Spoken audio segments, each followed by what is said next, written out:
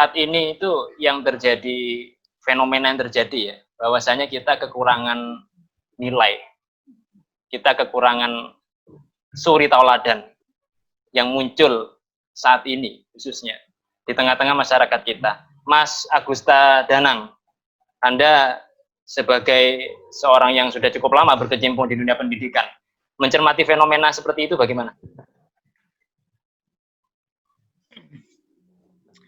Iya, guru itu kan role model gitu ya. Jadi kalau saya sebagai guru, saya itu jarang menceramai siswa untuk ngajarin ini kamu harus kayak gini, kayak gini, kayak gini.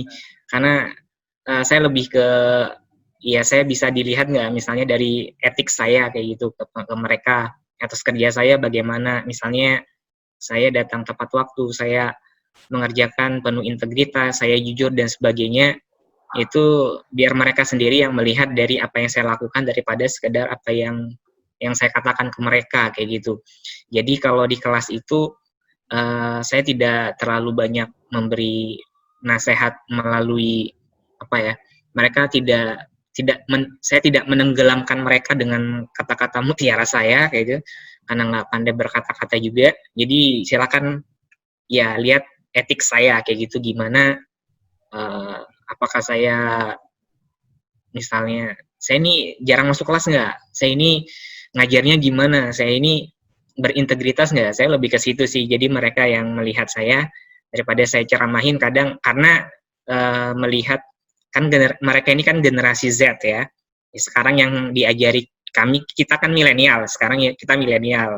Nah yang setelah kita kan generasi Z, yang mana mereka besar ketika teknologi berkembang pesat, sedangkan kita lahir saat teknologi berkembang pesat. Itu kan berbeda.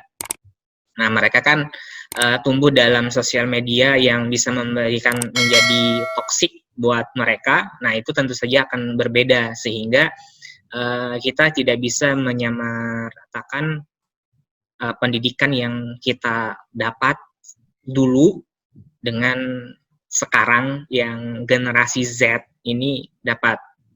Mereka bisa dapatkan itu dengan googling aja gampang kayak gitu kan.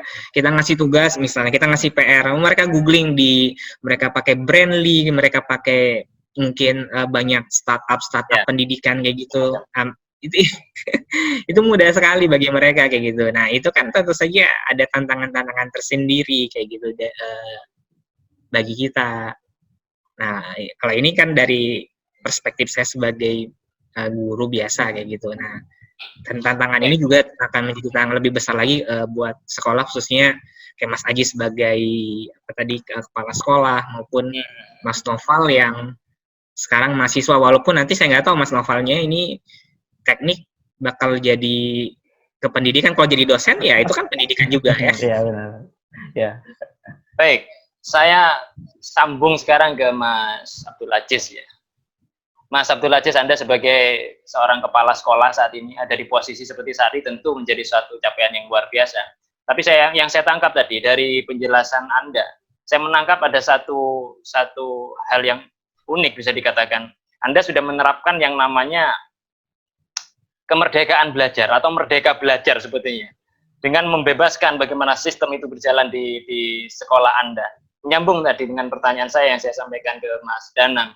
Anda menyikapi masalah nilai dan kemudian merdeka belajar itu sendiri bagaimana seorang kepala sekolah Mas Aziz? Iya, sebenarnya ide itu udah kami jalankan sejak 2 tahun yang lalu, sejak memulai sekolah ini. Dan itu buah pikiran dari banyak diskusi dengan Mas Danang waktu di Jember ya waktu itu. Ya, kami sebenarnya terlalu terkungkung dengan sistem pendidikan yang ada di Indonesia. Kita kan sekolah di Jember di jurusan pendidikan gitu. Cuman kami mikir kenapa sih mayoritas orang-orang yang menghasilkan solusi besar dalam dunia pendidikan kok bukan orang-orang yang berbackground pendidikan kayak gitu. Setelah saya telusuri memang terkungkung tuh, mulai dari manajemen mengajar yang harus seperti ini, harus seperti itu, ketika berbeda maka salah dan sebagainya. Maka kayaknya ada rasa dendam waktu sekolah di Jember waktu itu. Kok bisa pendidikan seperti itu, kayak gitu, kok malah membuat orang ribet ngajar dan sebagainya. Padahal substansi dari pendidikan itu kan interaksi. Semakin sering kita interaksi gitu kan, antara guru dan murid, antara orang yang mengajar dan yang diajarin, maka sebenarnya itu secara nggak langsung adalah proses pendidikan kan, kayak gitu. Sekolah kan hanya alat, gitu kan. Sekolah hanya alat, gitu kan. Gedung-gedung yang bertingkat itu hanya fasilitas. Bahkan Zoom nih nilainya bisa jadi sebanding dengan sekolah yang mungkin bermiliar-miliar ya kan, kayak gitu.